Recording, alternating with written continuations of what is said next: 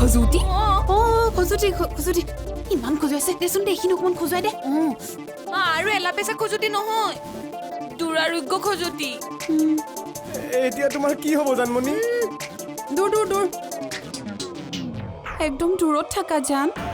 তই এনেকুৱা কি কাম কৰিবি যে মা দেউতাই তোক লৈ গৰ্ব কৰিব তয়ো কি মেট্ৰিক হায়াৰ ছেকেণ্ডেৰীত মোৰ নিচিনাকৈ ষ্টেণ্ড কৰিবি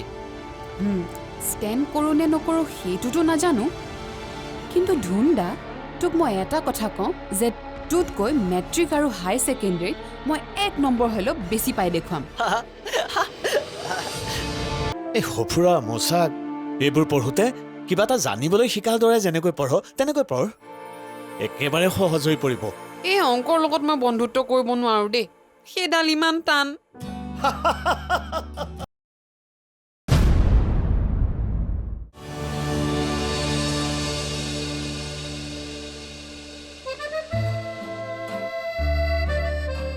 মই জানো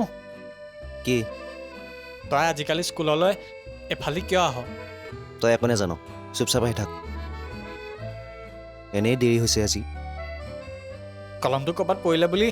নাটকখন কৰি থাকিলেতো দেৰি হ'বই এই মই নাটক কৰা নাছিলোঁ অ' ভাই শুন পিছত কিন্তু তই বহুত কান্দিব লাগিব মোৰ কথা শুন এইবোৰ বাদ দে কি কৈ আছ ভালকৈ নকওঁ কিয় তই যে ডেইলি চাই থকা ছোৱালীজনী কোন তই জান মুগেম বৌ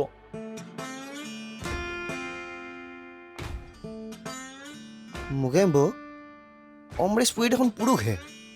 এইডাল আহ আমাৰ টাউনৰ মুগেম বৌজনী পুৰুষ নহয় মহিলা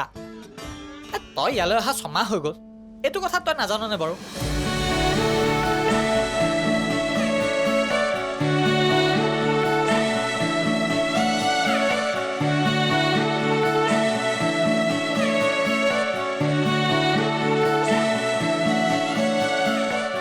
এই মোকে মোৰজনী কোন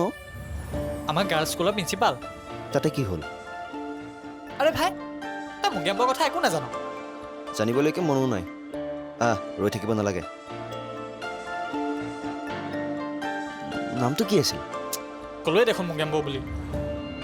আচল নামটো কিবা বৰঠাকুৰ দেৱযানী নে দেৱলক্ষ্মী কিবা মাকৰ নহয় জীয়েকৰ ৰদালি ঐ মানুহে ভৰিত কুঠাৰ মাৰে তই ভৰিখন নি কুঠাৰ মাৰিছগে কিয় তই কথা ৰৈ দিয় যে দেৰি হৈছে বেগা তোক কিন্তু মই এই ছোৱালী চোৱা টাইপৰ ল'ৰা বুলি ভবা নাছিলোঁ পঢ়া শুনাটো ইমান ভাল আৰু স্কুলখনেও তোক লৈ কিবা এটা আশা কৰে এইবোৰ নফচিবি দোস্তি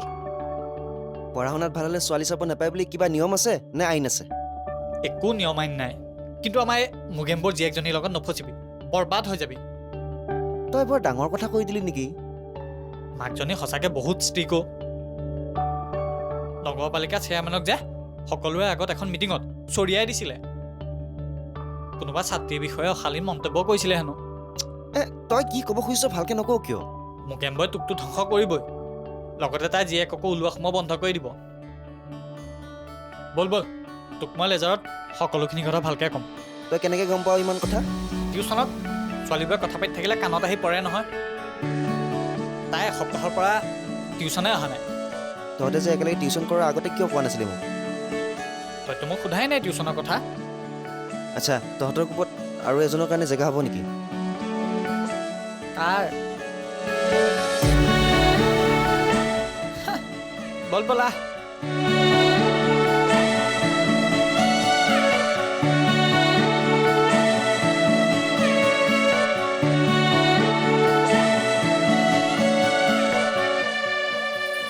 কালি তহঁতক একো নক'লো কিন্তু সদায় তহঁতৰ এই নাটকবোৰ আমি সহ্য কৰি থাকিব নোৱাৰোঁ সেইখিনি আমাৰ ঠাই আৰু আমি তাতে সদায় বহিম তহঁত দুইজনীয়ে যদি তাত বহা ইমানেই মন স্কুললৈ অলপ জল্দি অহা কৰিবি গ' বেক ফুট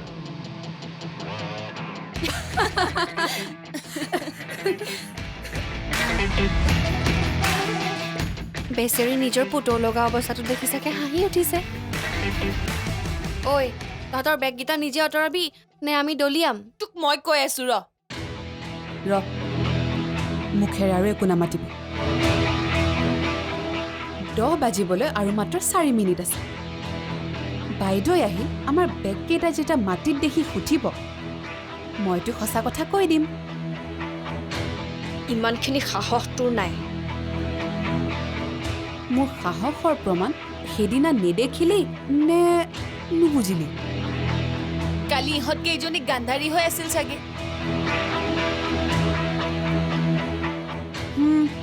একো নাই দে লীনা এনেও বাইদেউ আহি দেখিবই বাইদেউ আহি দেখিলেনো কি হ'ব আমি দুজনীয়ে কম নহয় যে বেগকেইটা তহঁতি নিজেই পেলাই দিছ অ'কে তহঁত দুজনীয়ে তেনেকৈ কবি বাকীবোৰেতো সঁচা কথা ক'বই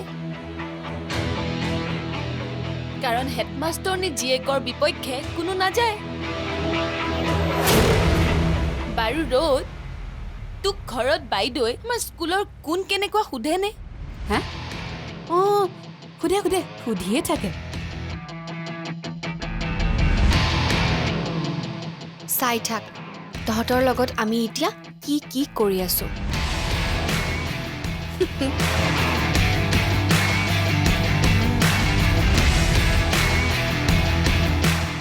ঐ চশমা পিন্ধি চাম নে খালী চকুৰে দেখা পাম